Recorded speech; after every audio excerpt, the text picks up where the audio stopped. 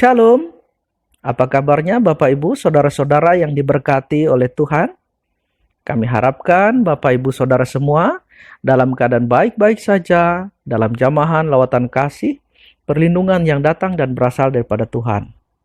Bapak Ibu Saudara-saudara yang terkasih dalam Tuhan Yesus, hari ini tanggal 1 Juni tahun 2022, saya Pendeta Yupri akan mengajak kita bersama-sama membaca dan merenungkan sabda firman Tuhan yang diambil dari Injil Lukas pasal 9 ayat 18 sampai dengan yang ke-27 di bawah dua perikop pengakuan Petrus dan pemberitahuan pertama tentang penderitaan Yesus dan syarat-syarat mengikuti Dia.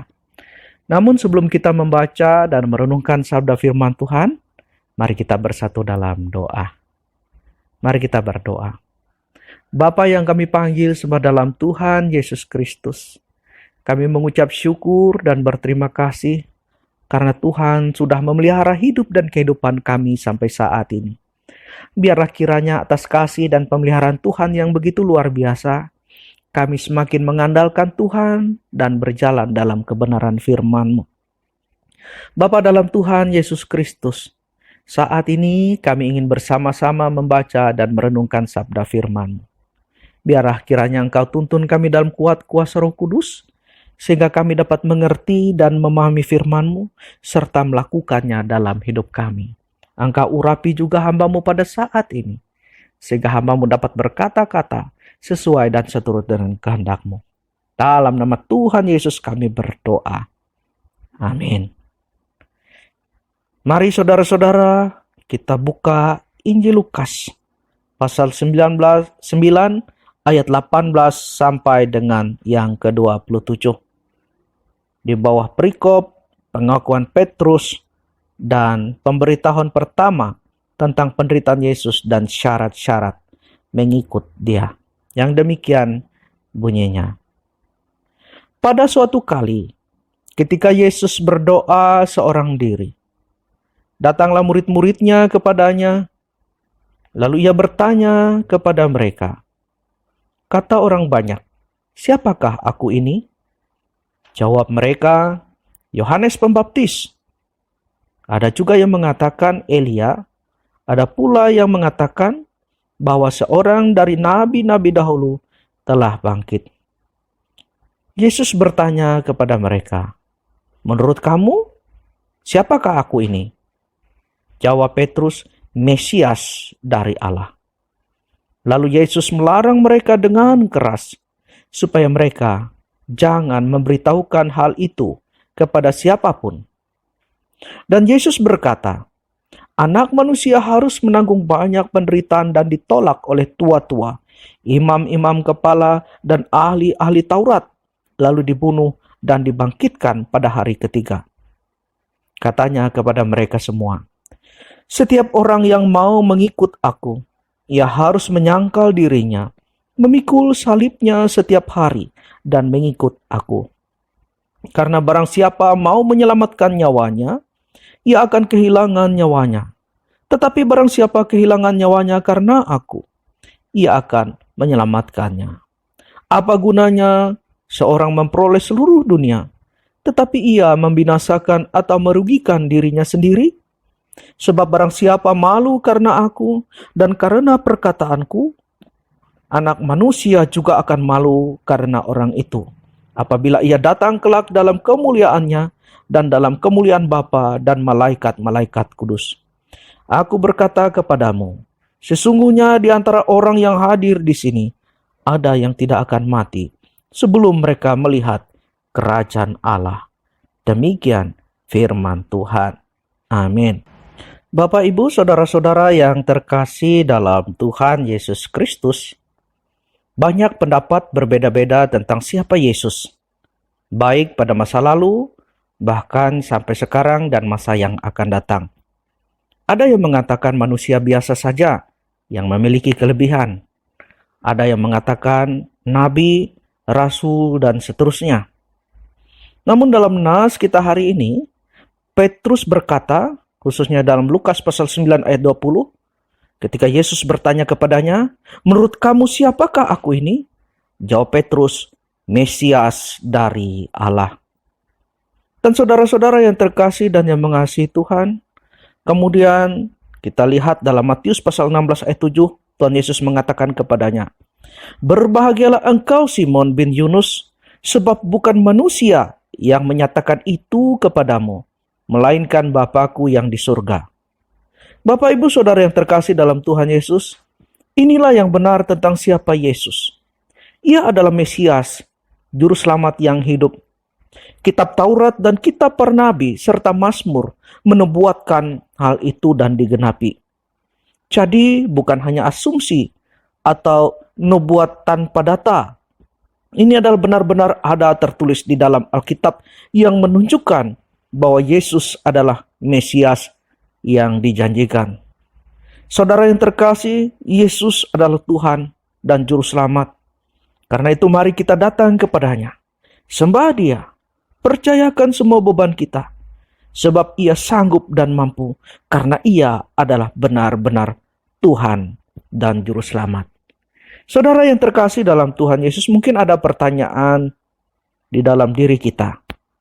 Mengapa tadi Tuhan mengatakan di dalam nas kita pada hari ini untuk melarang mengatakan tentang kebenaran itu? Nah, saudara yang terkasih dan yang mengasihi Tuhan, itu semua karena segala sesuatu pada saat itu masih belum digenapi. Artinya, saudara-saudara yang terkasih dan yang mengasihi Tuhan, jika segala sesuatu telah tergenapi, barulah Tuhan memerintahkan kepada kita untuk mengabarkan dan menyatakan bahwa Yesus adalah Tuhan dan Juru Selamat. Lukas pasal 24 ayat 44 mengatakan, "Aku berkata kepadamu, inilah perkataanku yang telah kukatakan kepadamu ketika aku masih bersama-sama dengan kamu, yakni bahwa harus digenapi semua yang ada tertulis tentang aku dalam kitab Taurat Musa dan kitab Nabi-Nabi dan kitab Mazmur." Jadi saudara-saudara, setelah semua digenapi, barulah Tuhan terang-terangan mengutus murid memberitakan hal itu. Sebab jika belum digenapi, tentu akan banyak lagi pertanyaan-pertanyaan dari para penentang yang hendak menyatakan tentang Yesus adalah bukan Tuhan dan Juru Selamat, atau orang-orang lain tentu akan meragukan karena masih banyak nubuatan-nubuatan yang belum tergenapi. Saudara-saudara yang terkasih dan yang mengasihi Tuhan, dikatakan juga dalam nas kita hari ini, untuk mengikuti Tuhan, Tuhan Yesus mengatakan bahwa akan ada derita, pergumulan yang kita hadapi. Karena apa saudara-saudara itu terjadi? Saudara-saudara yang terkasih dan yang mengasihi Tuhan, dalam Yohanes pasal 17 ayat 14 dikatakan, "Aku telah memberikan firman-Mu kepada mereka, dan dunia membenci mereka, karena mereka bukan dari dunia, sama seperti aku bukan dari dunia." Nah, jadi saudara-saudara, itu semua karena kebencian dunia terhadap orang-orang yang percaya kepada Tuhan. Dan saudara-saudara, tentu iblis akan berusaha untuk selalu menyesatkan, untuk selalu menipu, ataupun membuat orang-orang meninggalkan Tuhan di dalam berbagai cara, baik itu di dalam cara suka ataupun cara duka.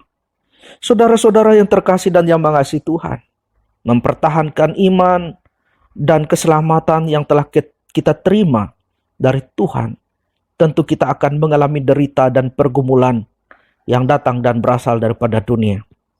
Tetapi siapa yang bertahan sampai akhir akan memperoleh mahkota kehidupan.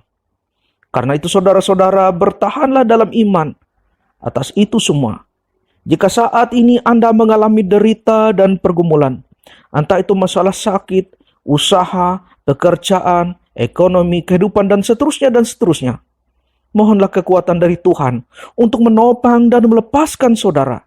Jangan saudara terpancing terhadap godaan iblis yang mana membawa Anda untuk mencari jalan pintas, menyangkal iman, sehingga engkau hidup di dunia ini menikmati kesembuhan, kekayaan, kebahagiaan.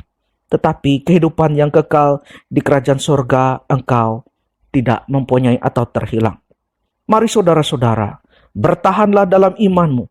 Percayalah dengan Tuhan. Percayalah kepada Tuhan dengan segenap hatimu, dengan segenap jiwamu, dan dengan segenap akal budimu. Amin. Mari kita bersatu dalam doa.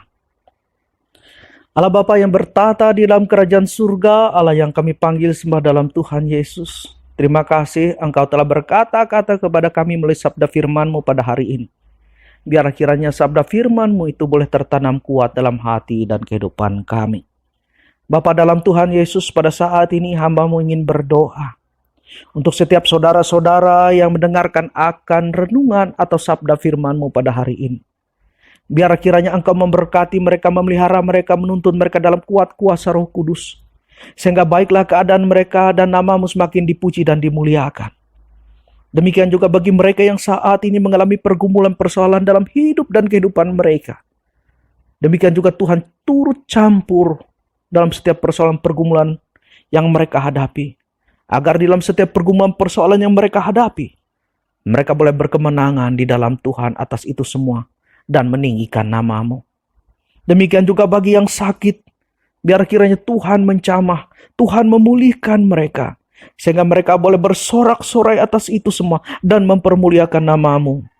Engkau jauhkan mereka ya Tuhan dari kegentaran, kekhawatiran, ketakutan atas sakit penyakit itu. Namun biarlah mereka boleh menghadapi itu semua dalam iman dan percaya. Kami juga berdoa ya Tuhan pada saat ini, yaitu untuk mereka yang pada saat dalam keadaan bersedih. Biar kiranya Engkau memberikan penghiburan, Engkau memberikan kekuatan, Engkau memberikan kesabaran bagi mereka. Engkau tuntun mereka untuk kembali lagi dapat melanjutkan akan hidup dan kehidupan mereka dalam iman dan percaya. Demikian juga bagi mereka yang saat ini dalam keadaan berputus asa. Tuhan, Engkau menolong mereka. Sehingga mereka kembali lagi berpengharapan dalam mereka menjalani akan hidup dan kehidupan mereka. Kami serahkan Tuhan seluruh sidang jemaat-Mu, setiap anak-anak-Mu yang mendengarkan akan sabda firman-Mu pada saat ini. Demikian juga pada saat ini Tuhan, kami ingin berdoa untuk jemaat Tuhan, untuk gereja-gereja Tuhan yang begitu luar biasa mewartakan Injil kerajaan. Biarlah Engkau pakai semakin luar biasa menjadi alat di tangan-Mu, agar nama-Mu semakin ditinggikan dan dimuliakan.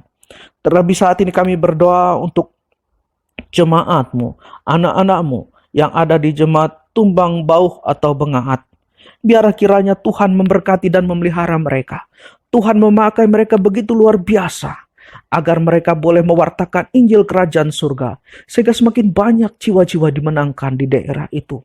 Engkau satukan hati mereka, Engkau jauhkan mereka dari perpecahan perselisihan, Engkau jauhkan mereka dari hal-hal yang buruk. Sungguh Tuhan, biarlah kiranya jemaat ini boleh hidup dalam persatuan. Mereka saling menopang, saling menguatkan satu dengan yang lain. Dengan demikian juga Tuhan kami berdoa saat ini, yaitu untuk program-program yang ada di dalam jemaat. Agar setiap program-program yang ada di dalam jemaat, Tuhan boleh memberkati, agar program-program itu sungguh adalah program-program yang mempermuliakan nama Tuhan. Terima kasih Tuhan, kami serahkan jemaat ini, demikian juga para pelayan yang ada di sana. Biarlah kiranya Tuhan memakai mereka semakin luar biasa dan nama Tuhan ditinggikan di sana. Ini Tuhan doa kami satukan doa kami saat ini dengan doa yang pernah Tuhan ajarkan. Dan saat ini kami bersama ucapkan demikian. Bapa kami yang ada di sorga, dikuduskanlah nama-Mu, datanglah kerajaan-Mu, jadilah kehendak-Mu di bumi seperti di sorga. Berikanlah kami pada hari ini makanan kami yang secukupnya. Dan ampunilah kami akan kesalahan kami, seperti kami juga mengampuni orang yang bersalah kepada kami.